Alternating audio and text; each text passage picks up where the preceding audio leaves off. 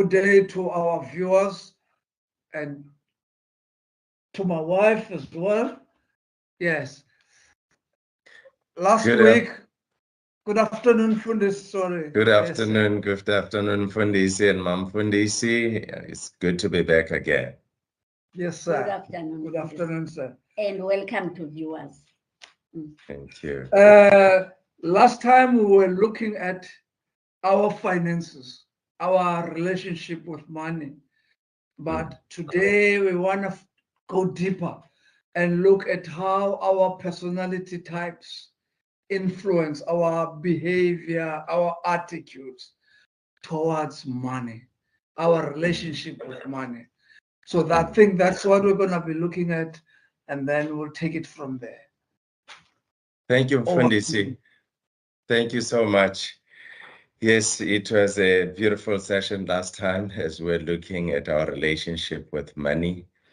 And today, probably we'll be going through the different personalities. And I may start by saying that generally in a family situation, particularly in a marriage, one of the most important things is for each person to have an adequate level of self-awareness, because you can never be able to understand someone else until you have started by understanding yourself. Yes, sir, that's true.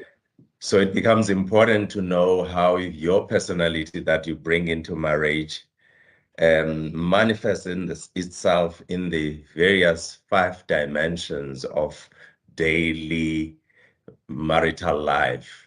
And those dimensions include area of communication, conflict management, issues of intimacy, how you use your spare time, and more importantly, how you deal with the issues of finance. So today I want to borrow from Dr. Foster's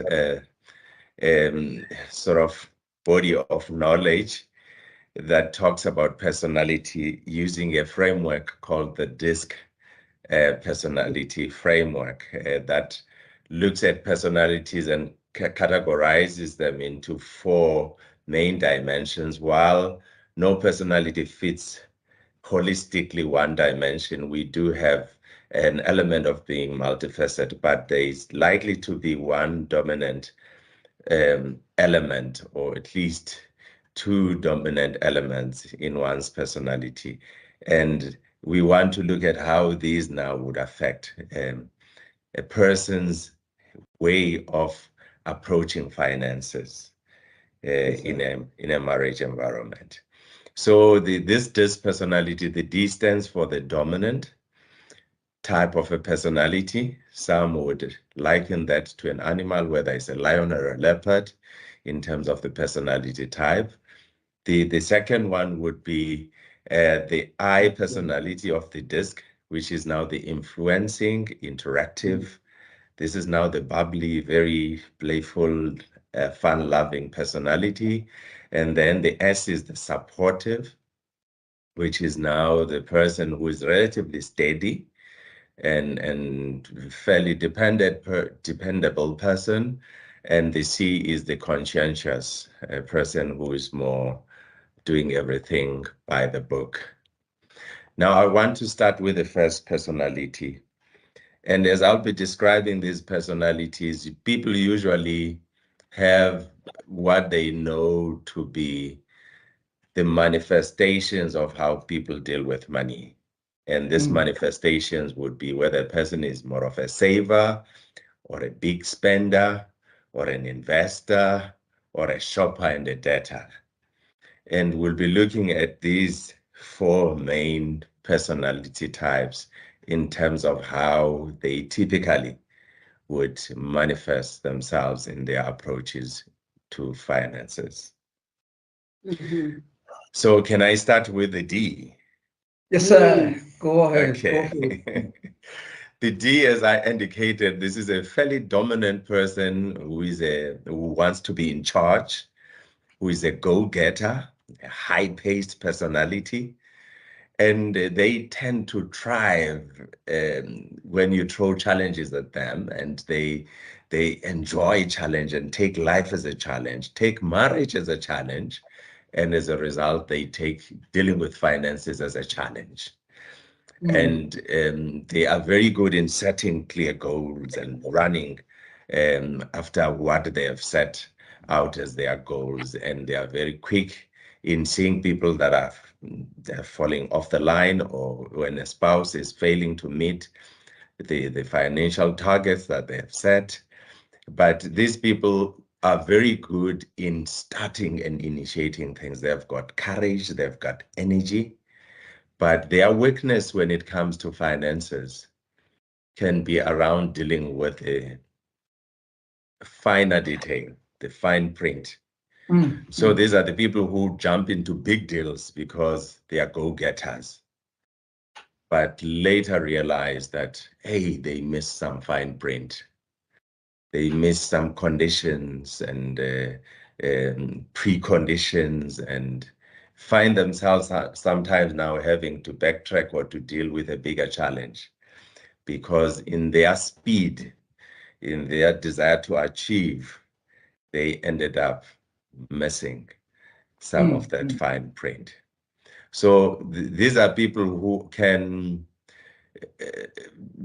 be, I mean, in their courage, these are the people who are not afraid of death. But you may find that in their being courageous and not afraid of death, they have missed some fine print. So if you marry to such a person, it becomes very important then that you need to be a person that pays more attention to detail. You need to be a person that is able to highlight to your partner the importance of dealing with some of the red tape issues, some of the terms and conditions, and assist your partner in having a sharper eye in dealing with those things, so that your financial decisions, your financial projects as a family do not get derailed because you missed some steps or some fine print. So I think it's important then to know that this kind of a personality can really push a family to be big achievers because of their courage. But it's very important to balance that with a little bit of sensitivity to a partner who is more cautious and who likes paying attention to detail. That's the D personality in terms of how one handles money. So I'll probably then move to the next personality type from Mfundisi if you don't have any comment on your side. For now, Mfundisi, let's continue unless my wife has something. Mfundisi, I can imagine, because, for example, if this person is married to the one with the personality whereby this person likes details, is not a person who is quick to act, think things through and look at them from all angles, a steady person, you know. If this person, the other one, is married to another one, the same personality, that can be a big problem there. Yes. Because that is possible. There are people who are also married, you know, to the person who's got the same personality. So you can imagine those people getting, you know, into debt because there's no one who can say, Slow down. Slow down, slow down. So I think it goes back to, it's very important to know yourselves. Yes. Then you in that journey of knowing yourselves, knowing that you've got the same personality, and try to and get help. Now that we've got the same personality, how can we handle our finances, you know, and get people who can help you do that? Otherwise, it's going to be a big disaster, because there's no one who can say, who's saying, slow down now, slow down. You are both. Yes. Very, very interesting perspective, Mamfundis. In fact, what tends to happen if there are two of these personalities, because there's no one who's saying slow down, they actually tend to compete. This is where you've got two achievers in the house, and they are actually, instead of assisting one another, they are competing to outdo each other. And in that outdoing each other, it could be a race to the bottom in terms of indebtedness. And you also find that because they are both strong personalities, the conflict is likely to be around control and turf. Yeah. They will both be very territorial. Yeah. And that can be a source of major conflict. Yes. No, I can imagine. And I can imagine that. Yeah. And sorry, I can imagine also not a source of conflict in terms of money only, in terms of other things, you know, at home that need to be done, or decisions that need to be made, you know. Yes. So it really goes back to that thing. Self-awareness, know yourself, know your strengths, know your weaknesses, so that you are able to do something about it. And your weaknesses are not necessarily negative if a person looks at them as an area of development. Once you look at it from that perspective, that it's my area of development, then you are able to take a step and say, okay, I need to be developed in this, so let me take steps towards that. Very true. In fact, one general comment that I always make around issues of personality is that one strength, when overplayed and not kept under check, can actually turn into a weakness. Yes. So if you've got a strength of being a go-getter, if ainamkala, if there is no way of reining that in, it can end up being a weakness. You're running after the latest in the investment sector. You don't want to miss out. Exactly. Exactly. And then the whole family suffers because of that. Yes. Now, I hear you, Mfundisi. I hear you. Now moving on to the very interesting personality. This is now the influencing interactive personality. And this is now a bubbly character who's an entertainer, who likes having fun. They always find very creative ways of creating fun in any situation. And these are the people who are very likely in their financial in their approach to finances to be a little bit casual, and who are likely to be impulsive in their buying, because they tend to be driven by the emotion and the desire for fun and the desire for happiness. And these are the same people who could actually, in the category of financial, the face of finances, it would be a typical spender type personality. These are the people who would say that, hey, I'm feeling down today, maybe buying a shoe would make me feel good. And they go for that nice shoe.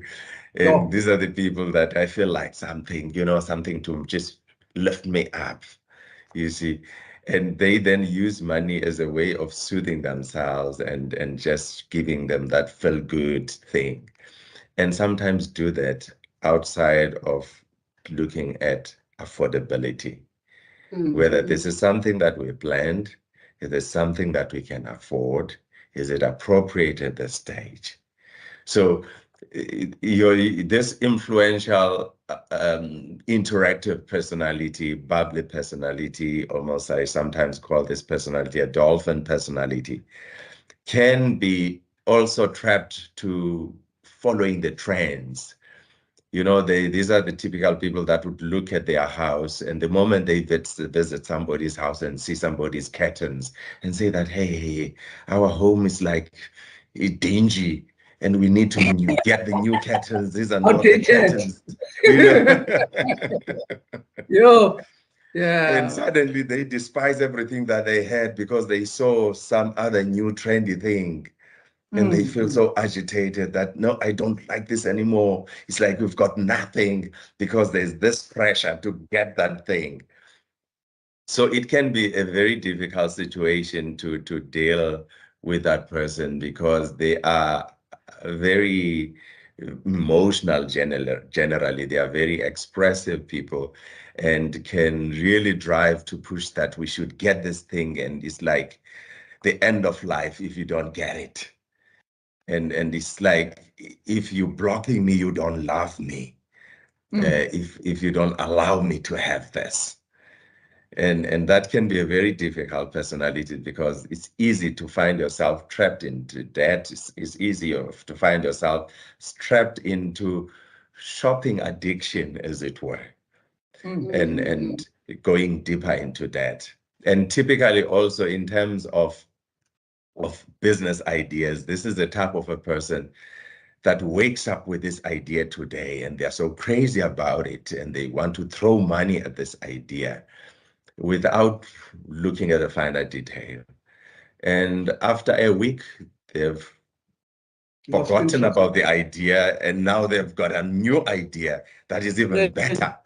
And now if you are a partner to this person who's got this flow of ideas and no follow through, you can be very frustrated and confused.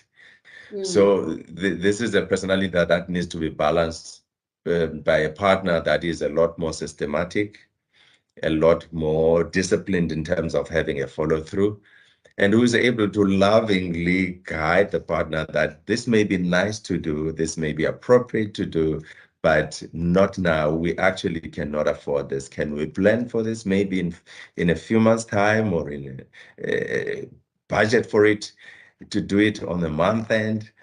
And it can be quite a difficult balance to try and balance with this personality. Any comments on your side, Mfundisi and Mfundisi? Yes, Mfundisi, I can imagine, I'm now moving from this married couple also to bring in the children, how we manage the family, because my child has seen the latest shoes, so-and-so has got the latest bike.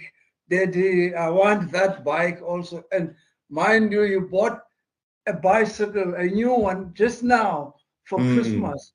And now this person, because the schools have started, they've seen a new hairstyle. They want that hairstyle before even this one has run for a month. So exactly. As a parent, we then need to find a way to train your child that, yes, this is a good one, but not now. Let's wait. Let's give it another month or two. Because the trouble is, before you know it, you go, if you satisfy this particular urge at this point, exactly, and this person loses interest again. So you may be throwing money away all the time, and it's going to bankrupt you. So we need to find a way as parents in our parenting. This is not a need. The difference between a need and a want. You train up your children to distinguish between the two and be able to postpone. There's a term I'm looking for, but instant gratification. Thank you. Yes. That's what I was looking for. Instant gratification. Yes. Learn not to fall into the trap of instant gratification, because it can bankrupt you. If we allow children to grow up like this, then when they have their own money, they will not be able to invest, save money, because I want all the time. I want all the time.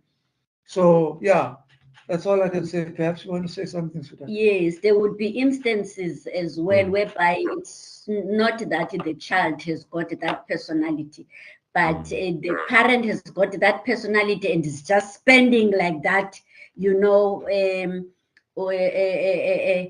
buying the child this and that and that and that, in a way, not knowing that indirectly you are reinforcing, you are teaching the child bad ways of spending money. I mean, Yes.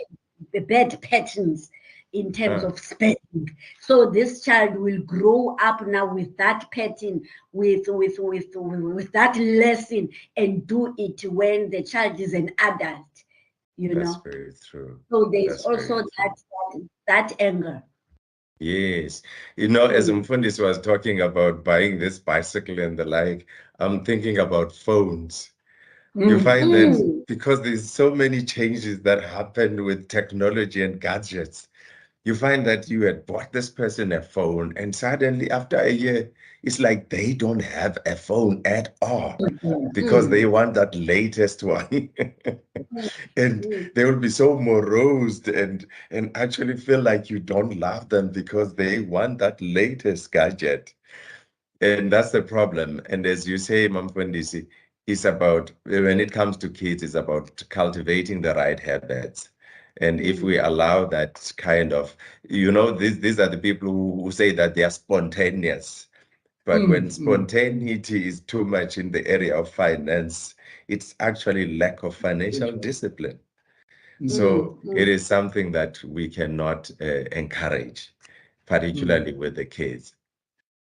And So, and sorry, the other partner must also help the partner when the partner uses retail to self-medicate, use it for therapy. Retail therapy is not going to solve that those emotions when one is feeling down. So going and buy because you want, you know, to uplift yourself, your moods and all that stuff is really a negative way of solving a problem and putting yourself into more problems, creating more problems for yourself. That's very true. No, that's very true. We need to get to the root of the problem and solve the problem, not throw money at it. Yes. Moving to the next group that I indicated, which is now the S personality, which is your supportive personality, which is your steady person. And these are usually very reliable people. When it comes to finances, these are people who are very frugal in the way they handle finances. They are very disciplined in their shopping. These are the people who typically want to plan and have a financial plan and meticulously follow it. They don't like financial surprises. They are basically very good savers when it comes to a typical money personality. These are your typical savers. And in fact, they can move from just being savers to being good investors as well. Because they are able to delay instant gratification and make sacrifices for a longer term benefit because they are good in planning. They do not like changes. If you are married to these people, you cannot just change plans financially without any good reasons. You need to give them warning. And typically in their decision making, these are the people who want to sleep over something and be given enough time. You are frustrating them if you want to pressure them to make a quick decision, especially if it's a change of plan. They become agitated and you may think that they are difficult, but they are difficult maybe stemming from the fact that you are putting too much pressure on them. They need time to think about it. And maybe when they go through it in their mind, then will actually buy into it. And you find that if now this particular person is married to the D personality, there will be conflict because the D personality is high pressure, it's high pace. They want a decision now. They decide on their feet. And the other one saying, no. And you find that it's not necessarily that what you are proposing, I don't agree with it. But give me time. This is too much information. I want to digest it. So this would be a typical arguments that would come up on financial matters. And it's important for each party to understand the other one, even in terms of their process of decision making around money. that we may be different. I may be a quick thinker and want to grab an opportunity quickly, but if my wife is a person who needs time, then I need to be mindful of that and not try to push things regardless of how she feels. So that's your typical supportive personality. And these are the people who are very mindful of their children, and they are very sensitive about financial risk that would expose the family and risk the security of the financial security of the entire family and the children. So they would fight you if you do anything that exposes the family to financial risk. So if you're introducing an idea, you better do it carefully and slowly and give them time. Otherwise, you think that they are impossible. Yeah. At the same time, they may also overthink things, so they need also to have a balance and not think forever, because they've got that need to do right, you know, and yeah.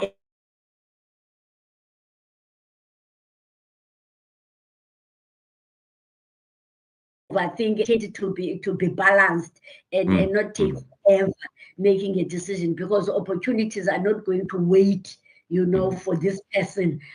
They are going to pass by good opportunities. Yeah. In fact, I think the worst one in that kind of category, Mfundisi, is the last one that we're going to touch on, which is the conscientious. Those are the doing things by the book type people. One of the witnesses to this particular personality, the supportive one, is that generally these are very kind people. These are very giving people, though they want to do things in a planned manner, but they actually can go out of their way to give to other people.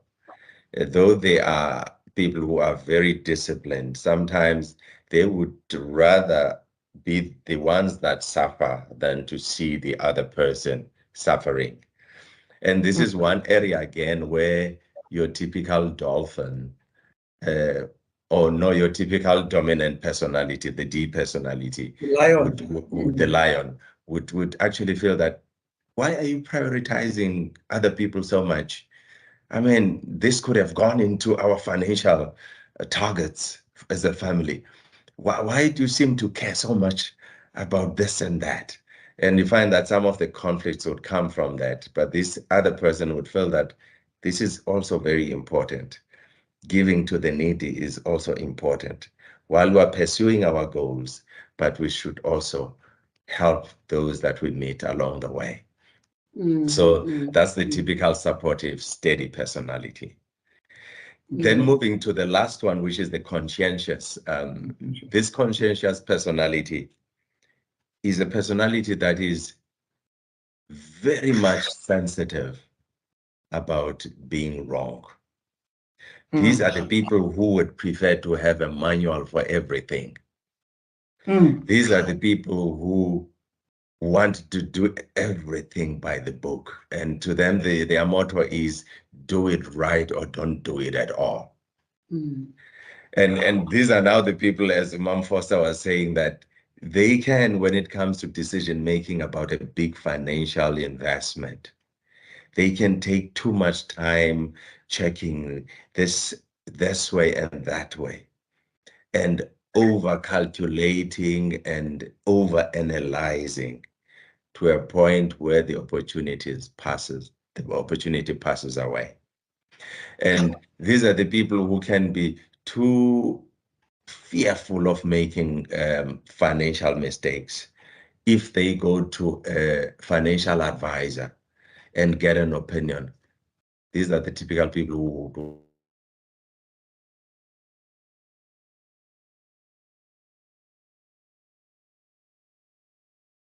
Because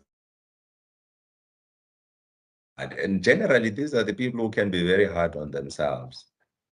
But in being hard on themselves, they can be very hard on others as well. They can be their own worst self-critiques. Mm.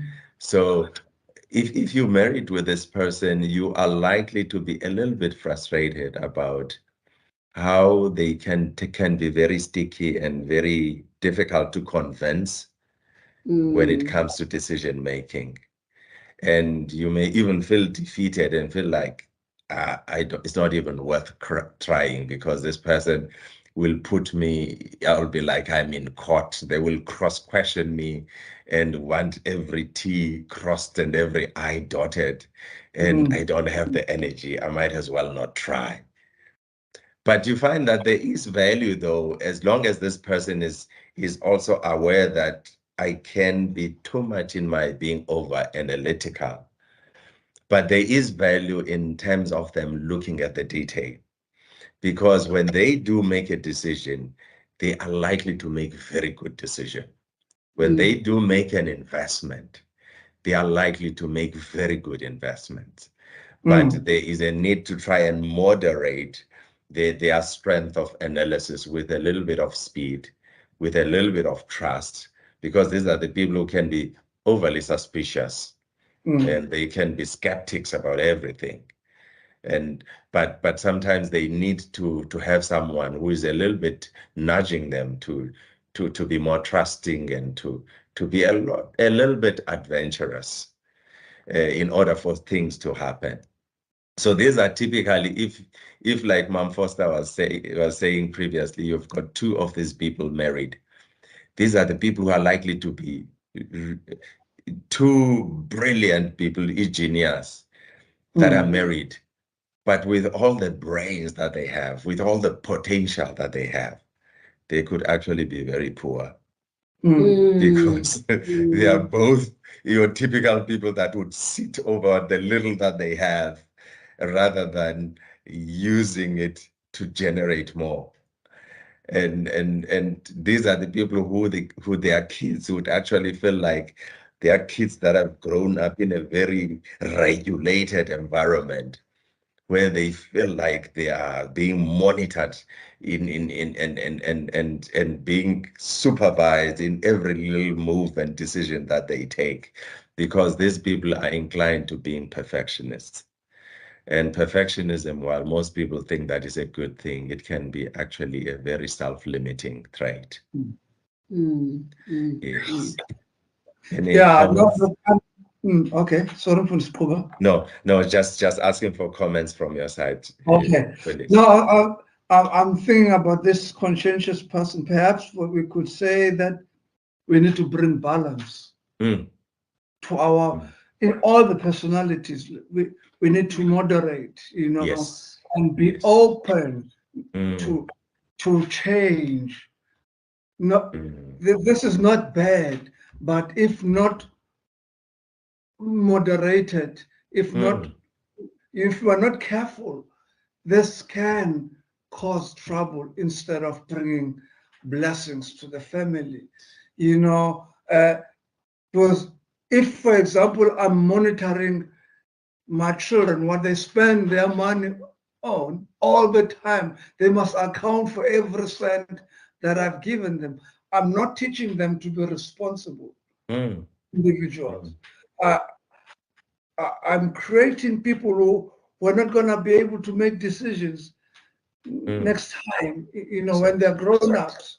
So, yes, let's drop a budget. Yes, let's monitor our spending, but let's allow room for individuals within this relationship, to have freedom to make wrong decisions so that they can learn. Because you're not going to learn anything anyway. If you don't make mistakes, what are you going to learn? Nothing. Yeah. But yes, it's good to be conscientious. It's good to be careful and not to be reckless. It's good. But let's not overplay these personalities. You've said it all, Funis. It's all about balance. It's all about managing one's strength and not overplay them. It's also about appreciating the value the other person brings, particularly if you are married to a person that is different from you. It's all sir. about appreciating that the differences and actually celebrating the differences that are there in the marriage and saying that this person, while coming with a slightly different approach to this, it actually adds value to our marriage relationship. Let me embrace them. They may sound a little bit conservative, but their conservatism maybe does balance my aggression and my go-getter spirit. And let me embrace this supportive, steady person, because it balances my tendency to be very high-paced and my rush and speed in doing things. So it is all about balance. And also appreciating and celebrating the different personalities in children and how these personalities play out in terms of children handling the pocket money they are being given, you know. Very true. In And fact, also, I think financial literacy will also play a role in all this. yeah. Oh, Mfundisi, you're touching on something very important, the issue of financial literacy. And this is something that we need so badly as the Black nation.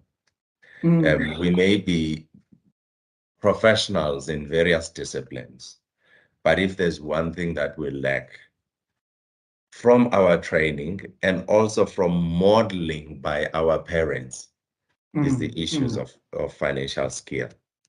And I think we need to be deliberate in teaching ourselves and in equipping ourselves with financial skills and being financially literate as a nation and as families.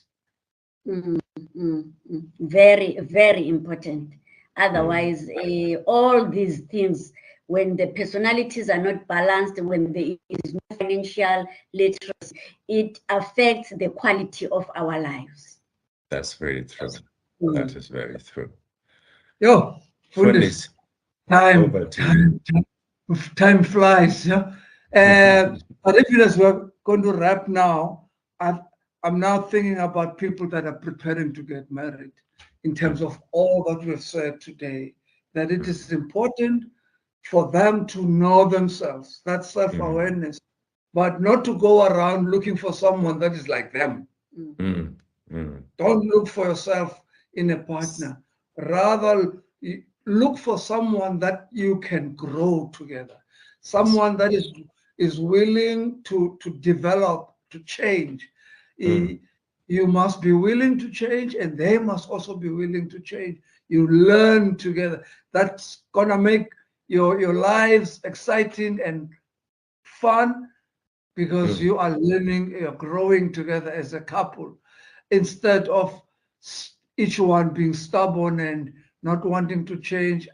You found me like this, don't try to change me. This is what frustrates a lot of people in marriage. But that's so powerful. Nevertheless, it's been a wonderful session. I think, Fundisi, we want to thank you for availing yourself. This is not the last one. We're going to have more sessions coming, but for now, let's thank you for your wisdom. And I believe that our viewers have gained a lot. They're going to learn for generations to come. We said in episode 4, God is our source. We are stewards, but we need the wisdom as stewards. And today we're dealing with that wisdom. How to deal with your money. Be wise in your dealing, so that whatever mistakes we may have made previously as married couples, old couples, it's not too late to go back and mend. Amen. Thank you so much, Mfundisi and Mamfundisi. I've thoroughly enjoyed these interactions, beautiful sessions, and may you continue in your work of healing families. God bless you. Goodbye. Goodbye.